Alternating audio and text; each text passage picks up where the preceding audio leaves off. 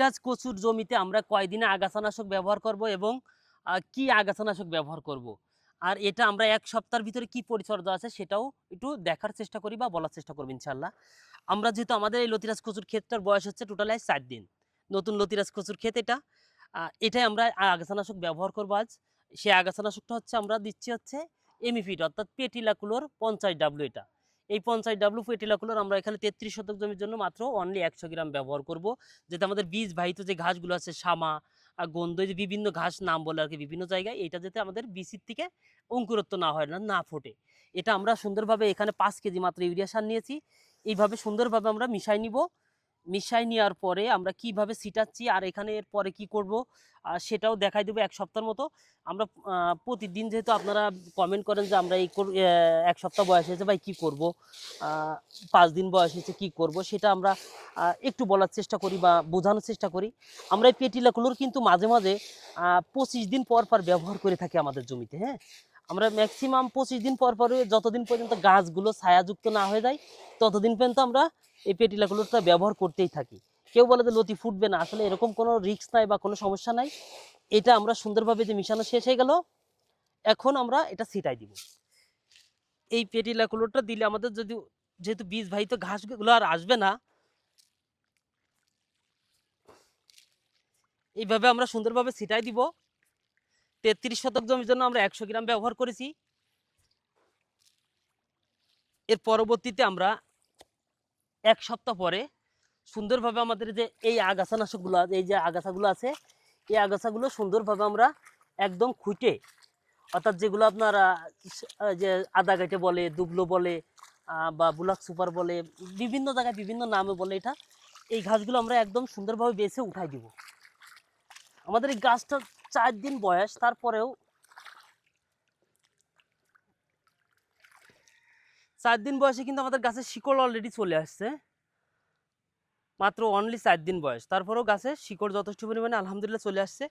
কেউ কেউ এই যে এই শামুকগুলো নিয়ে টেনশন করেন। হ্যাঁ, এই শামুকগুলো নিয়ে টেনশন করেন, এটা নিয়ে টেনশন করার কোনো দরকার নেই। এটা কারণ তেমন ক্ষতি করতে পারে না বা ক্ষতি করে না।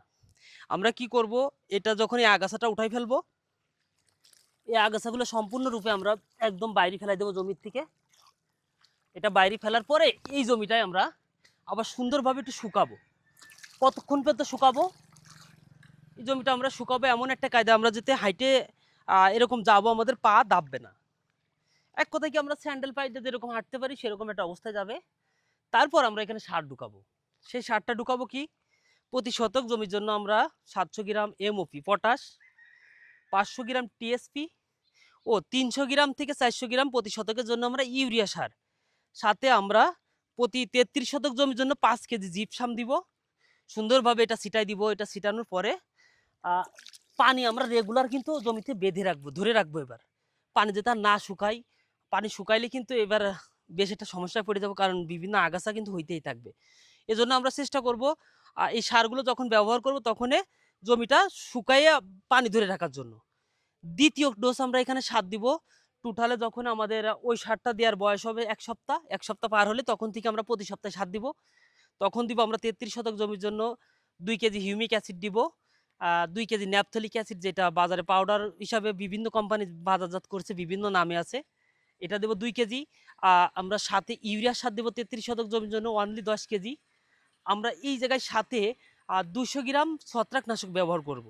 এই ছত্রাকনাশকটা আপনার গাছের গ্রোথ অনুযায়ী ব্যবহার করব। যদি গ্রোথ একদম স্লো থাকে, কম থাকে, তাহলে অবশ্যই আমরা ২০০ জায়গায় ৩০০ গ্রাম আমরা ম্যানকোজেব পাউডার, যেটা ৮০W আছে, বাজারে পাওয়া যায় ব্লু কালারের, এটা দিব হচ্ছে ৩০০ গ্রাম। আর যদি মোটামুটি গ্রোথ থাকে, জমিতে দেখা যাচ্ছে গ্রোথ আছে, তারপরও পাতার বিভিন্ন জায়গায় ফুটা ফুটা দাগ আছে, শিকড়গুলো অনেকটা লাল হয়ে যাচ্ছে, সেই ক্ষেত্রে আমরা এখানে ব্যবহার করব প্রোফেনেব গ্রুপের, অর্থাৎ বাংলাদেশে বাজারে বিভিন্ন কোম্পানি কিন্তু বিভিন্ন নামে বাজারজাত করছে। প্রোফেনেব যেটা আছে, এটা দিব আমরা ২০০ গ্রাম। হয় ম্যানকোজেব দিব অথবা প্রোফেনেব দিব, এই দুইটার মধ্যে যে কোনো একটা বেছে নেব। তাহলে দেখবেন যে আপনাদের গাছগুলো সুন্দর সতেজ বা সুন্দর একটা রোগবালাই মুক্ত হয়ে গেছে। আর স্প্রেটা মাস্টলি করাই লাগবে, কিন্তু স্প্রে করার জন্য সবাই মাথায় রাখবেন। আর স্প্রে করার জন্য যদি ভিডিও লাগে অবশ্যই বলবেন আমাদের কমেন্ট বক্সে, আমরা ভিডিও নিয়ে চলে আসবে এই বিষয় নিয়ে। আর সবাই ভালো থাকবেন, আল্লাহ হাফেজ।